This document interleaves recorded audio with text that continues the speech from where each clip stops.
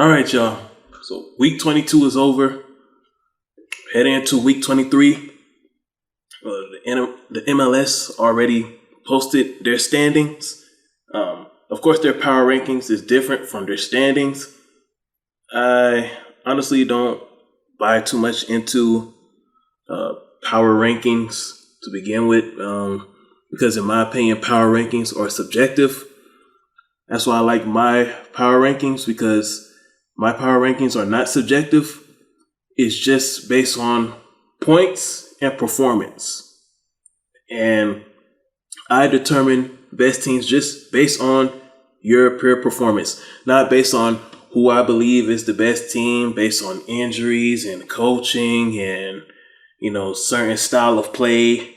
No, my rankings is just purely based on wins, losses, and draws. And if you don't score any goals, no points. No points for scoreless draws. So the traditional soccer, traditional football point system, they give points even for scoreless draw. Both teams get 1 point. For me, no. All right, so let's get into it. So we got a lot of changes in this week from week 22. We got some promotion and relegation, and this is something that I didn't explain in the last week. In my point system, there is promotion and relegation. Teams can be promoted and relegated throughout the brackets throughout the season. So even though the MLS doesn't have a pro-rel system, I created a pro-rel system within my rankings that is reasonable. And it is something that will not hurt teams' bottom line to a certain degree, to a certain extent.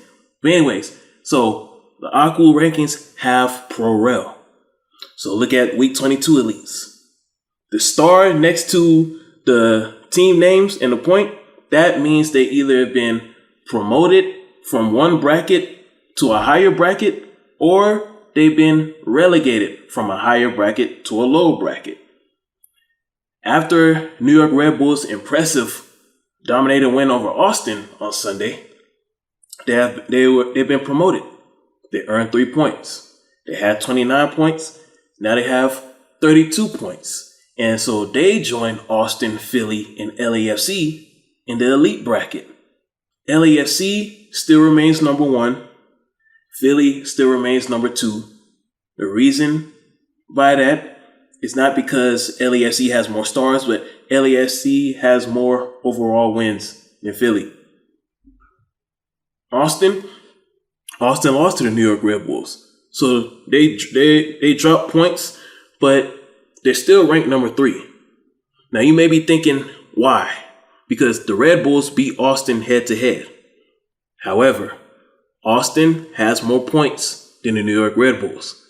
So Austin is still safe. They're still number 3. They're still top 3. Now, if Austin loses again next week and New York Red Bulls either win or draw, then the New York Red Bulls will leapfrog Austin. Contenders, NYCFC. They're continuing their consistent winning. And after in a game that was Tati Castellanos' his last MLS match, I believe that's his last MLS match. I personally believe that we are never going to see Tati Castellanos in a MLS uniform ever again throughout his career. That's just my personal opinion. His ultimate goal is to go back to his home country, which is nothing wrong with that, but I'm just putting it out there. The football club had a good performance against Miami, and look, they're just one draw away from being promoted to the elite bracket. All they have to do is just tie next week. They don't even have to win. All they have to do is just tie. Dallas, they're moving on up in points. Them too, if they win next week, they can also be promoted. We also got a new member, Montreal, in the contender bracket. They were in the achievers bracket. But after their win this past weekend, they're now in the contender bracket. They joined Dallas and NYCFC in the contender bracket. Achievers. So the achievers bracket is crowded. The achievers bracket is loaded. I mean, look, you got Minnesota, LA Galaxy, Salt Lake, Columbus, Portland. They just joined the achievers bracket this week because they're in the struggler bracket, but they have been promoted to the achievers bracket based on their performance. And they're taking advantage of, Seattle's shaky season so far. Cincinnati's hanging in there. They had some tough games due to poor officiating, but they have been managing to hang in there and to hold on, and they're still an achiever. Orlando's in danger. Orlando gotta be careful and clean it up because Orlando could get relegated next week if they lose. Got a new member, Nashville. They were in the struggler bracket. After their draw, they moved up to the achievers bracket. So they're borderline between achiever and struggler. And the thing that makes it harder for Nashville, they're a Southeast team playing a Western Conference schedule. And that's very tough. Strugglers. This struggler bracket,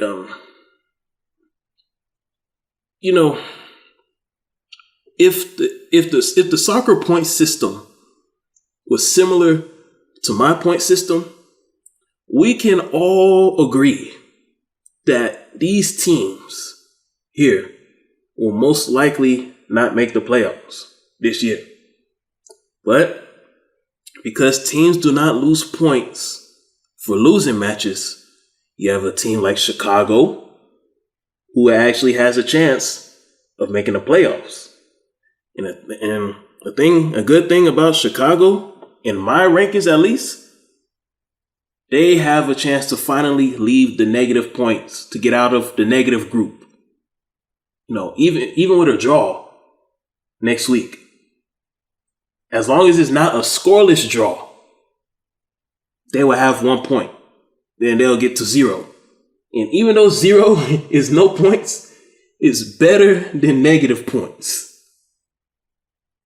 So, and speaking of Chicago, I have a brief message to you, John Duran. Stop the flopping. John Duran, you are too tall, too big, and too strong to be flopping. I watched that Vancouver match, and you were flopping too many times. If anything, players should be flopping when they're guarding you. You're too big and too strong to be doing that. We don't want to see a 6'1", 215-pound guy flopping all over the field. We want to see you score. We want to see you perform. Because we don't see too many tall, strong, fast guys in the MLS. And I know you're young, so this is just a learning moment for you. You're only 18 years old. But please stop the flopping, John Duran. You have too much potential to be doing that. We don't want to see that. Now, Seattle, they're trying. They're at 9. They earned 3 points. But it's tough. They're trying.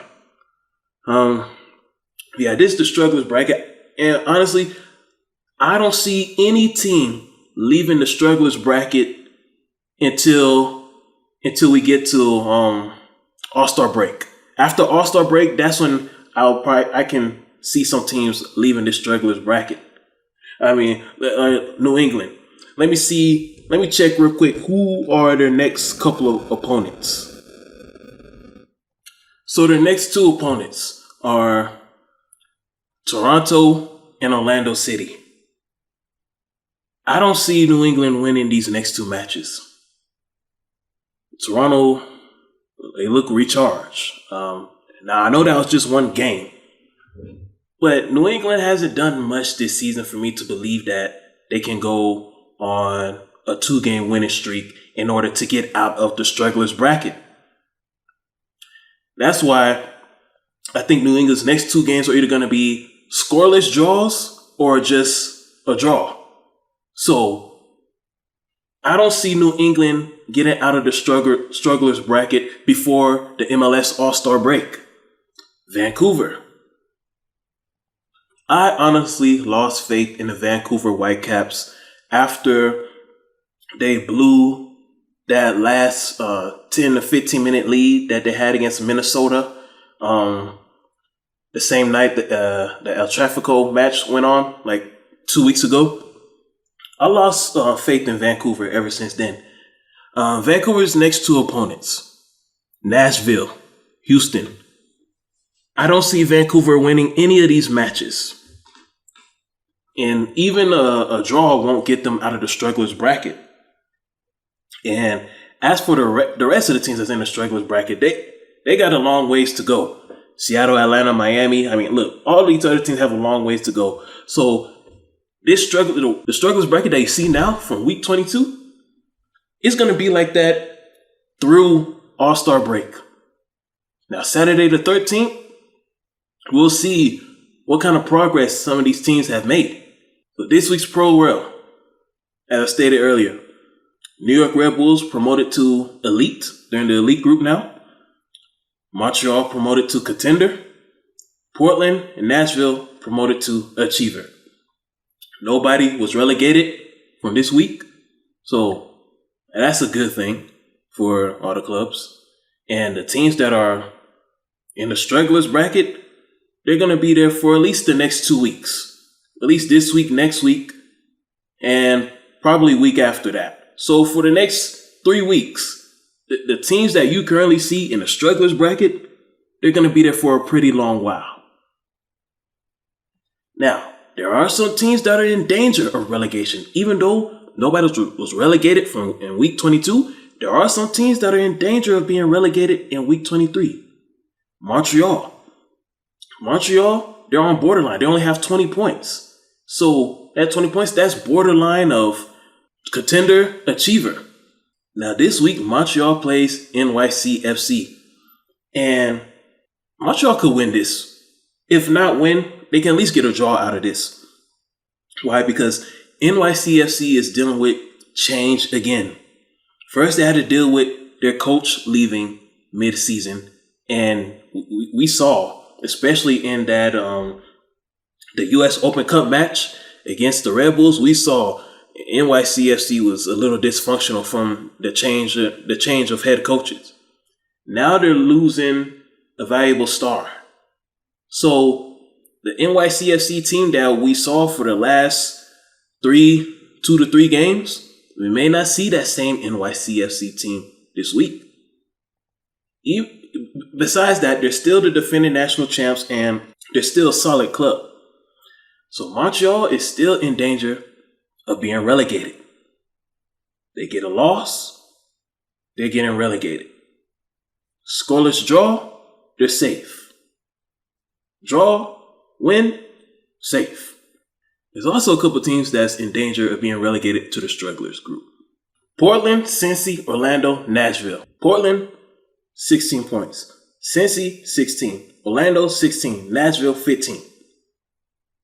With a loss, all 4 of these teams can be dropped. Now, Portland plays Minnesota this week. Minnesota is one of those teams that I label as a disruptor. They're a team that a lot of people don't talk about, and they can wreak havoc.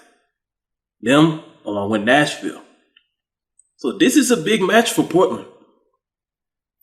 A win or a draw or a scoreless draw, and they're safe.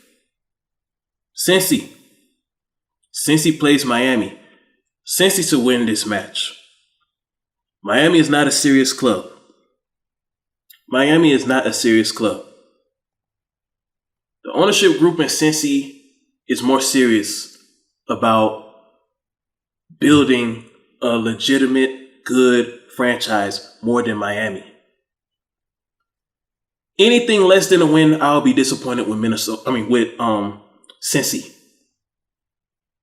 Cincy's the better organized team, and they're more serious. That's just my opinion, based on what I've seen.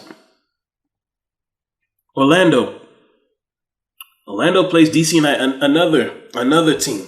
Anything less than a win, Orlando, I'll be disappointed with you. You're more serious. Your organization is more serious about winning. So Orlando, you should win this. Nashville, you're a better team than Vancouver. Anything less than a win, Nashville, I'll be disappointed in you too.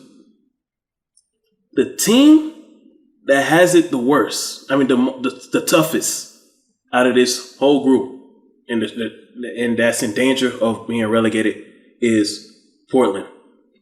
Because Minnesota is for real. Minnesota is a dangerous team to play. Speaking of Minnesota, they have a chance to be promoted to the contender bracket, along with LA Galaxy, Salt Lake, and Columbus. See, all they have to do is win. That's the thing, they have to win. A draw, 1 point, won't get them in the contenders bracket. And that's for all four of these teams. Minnesota, LA Galaxy, Salt Lake, and Columbus. All of them have to win in order to be promoted. Now, we already know who Minnesota plays. LA Galaxy and Dallas, they go head to head. And the thing that makes this match interesting is that both of these teams have a chance to be promoted. Dallas with a win. Dallas only has 27 points. So with a win, Dallas can be promoted from contender to elite. LA Galaxy with 18 points.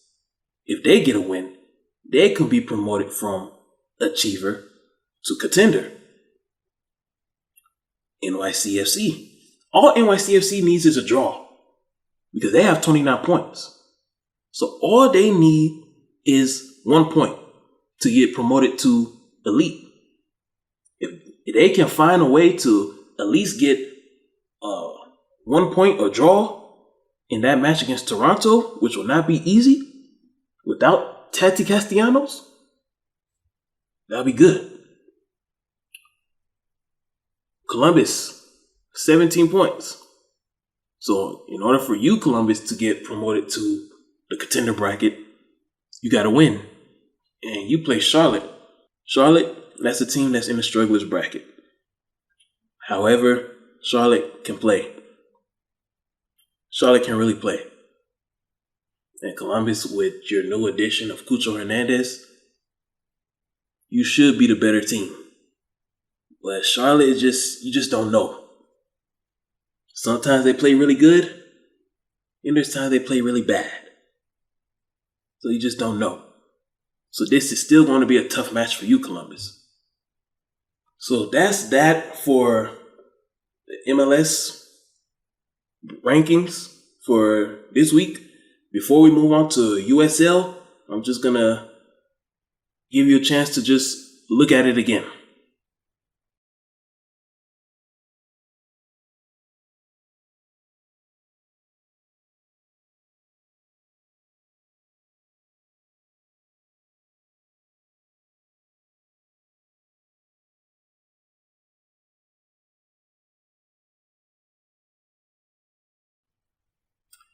Now, USL Championship.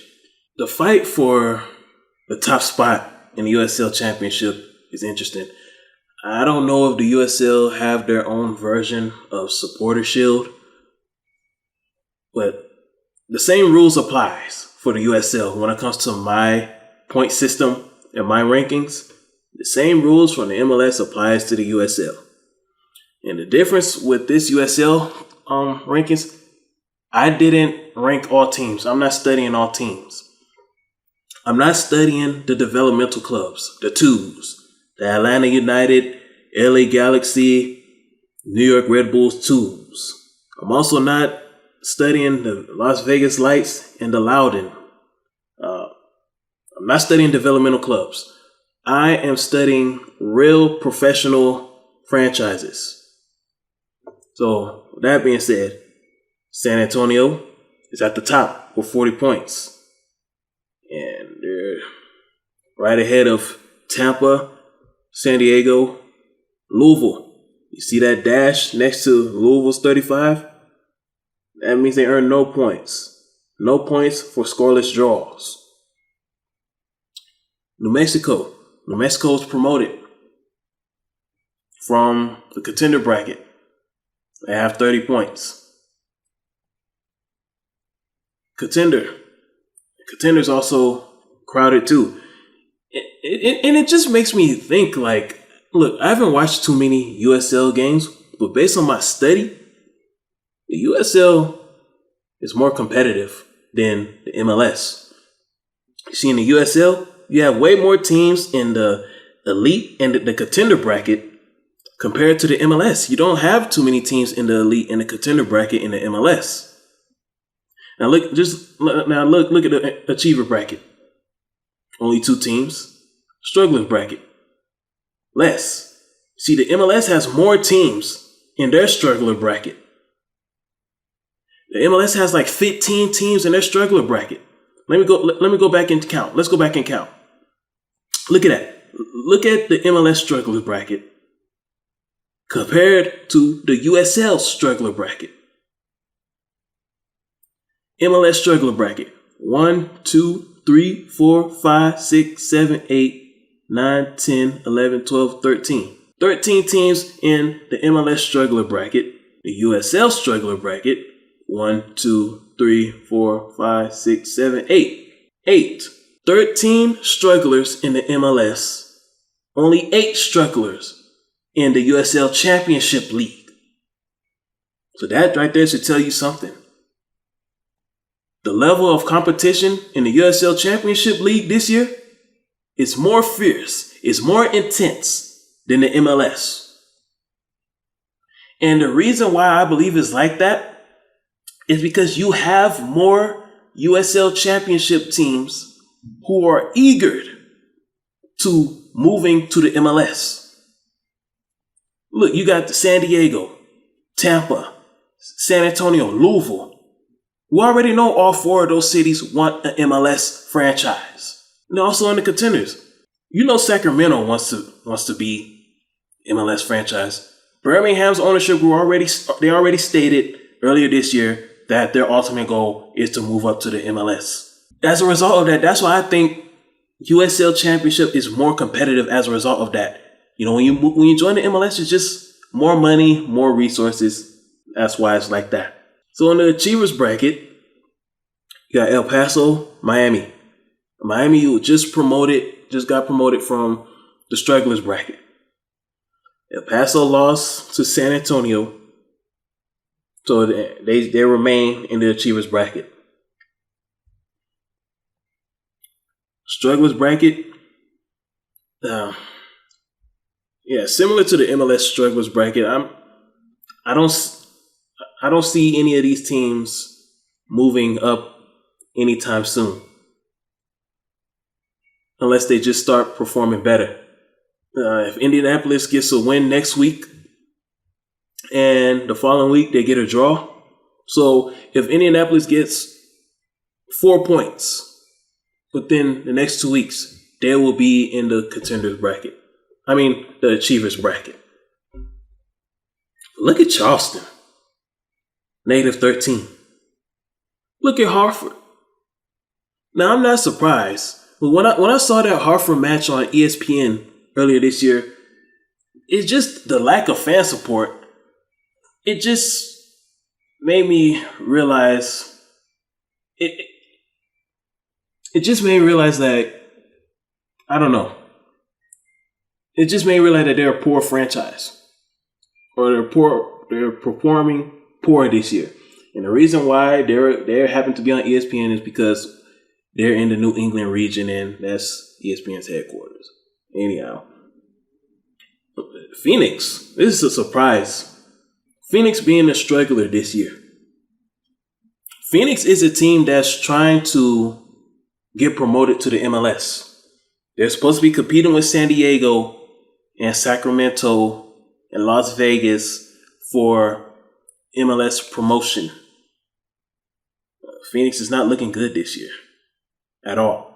So that's that for the AkWu MLS USL rankings for this week. And we're just going to see what happens next week. This weekend. We're just going to see what happens this weekend. So comment. I want to know what you think. And yeah, that's all.